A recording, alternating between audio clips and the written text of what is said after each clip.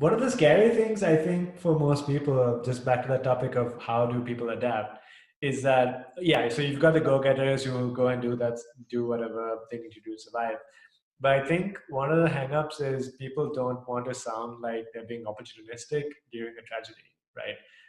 Sure. I've seen this quite a lot where people are like, look, I really want to send this email out, but I don't want to make it look um, I mean, how would you respond to that? I mean, clearly they do need to do So two, something, but yeah.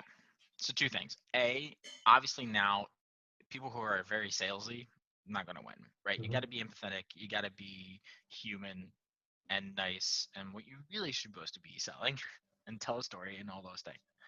Two, you also got to look at the other side of it.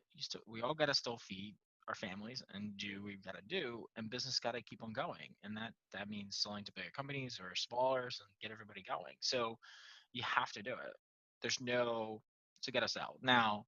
Doing lead gen or anything like that is a little harder right now, but that's okay.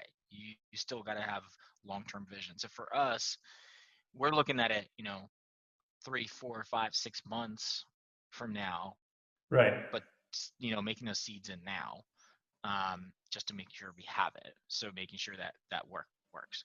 Now, if somebody comes up right now and says, "Hey, we need to do this," sure, obviously, Mhm. but you got to be trying over. You still got to sell. You still got to survive. So, however that is. So, I mean, everything which you've said, I'd say would have worked perfectly fine 6 months ago, pre-COVID. It's almost like I think the hard sell tactic has been dying a painful death for ages now. So, like, I Hmm. think, this whole idea of like being authentic and speaking to your customer with some empathy, like, again, it's not a COVID thing. Like, I'd say, would you agree that like this whole situation has sort of accelerated a trend that was happening anyway? Right, right. You're supposed to do that, right? Mhm. It's just putting very upfront. That's why I said like people are very salesy and just like hit the phone hard, and they're gonna win right now because nobody has time for that. They're trying to survive, right? So people who been selling, not really selling, just being curious and having a conversation is where it was always there. Right. I mean, kind of like what we're doing right now. Yeah, Just exactly. yeah, it's so I guess like in terms of adapting, it may not just apply to your business; it could even apply to yourself. So if you're someone who you recognize as a very hard closer or like a very hard salesperson, maybe it is a good time to just time out a little bit and try to reevaluate how you connect with people because that's clearly like Hmm. how it should be right now. Yeah, exactly. So um, it's gonna be hard. And it's a longer sales cycle, and even now it's gonna be even longer.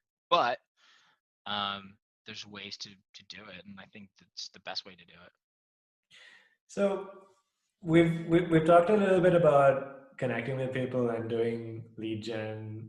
So essentially, we're really saying now that like don't stop your marketing. Yes, things have gone crazy, especially when cash flow becomes an issue. I think people try to cut spend really like pretty much everywhere they can, right? And like one of the, I think Google First thing Ads that has always goes is marketing, right?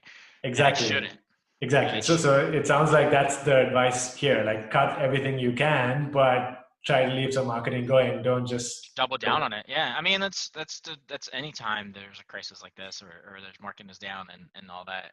You should definitely double down on marketing. Like it shouldn't be slowed down. That's always the first thing that goes, and it makes no sense. Yeah, and I guess the market also really helps you out here, right? Like from what I've been hearing, Facebook ad costs, Google ad costs have been going down, It's cheaper. especially with Yep. supply going up and with people cutting down on ad spend. So Uh-huh. this could just be one of those times where you can really do a few more experiments, if you will.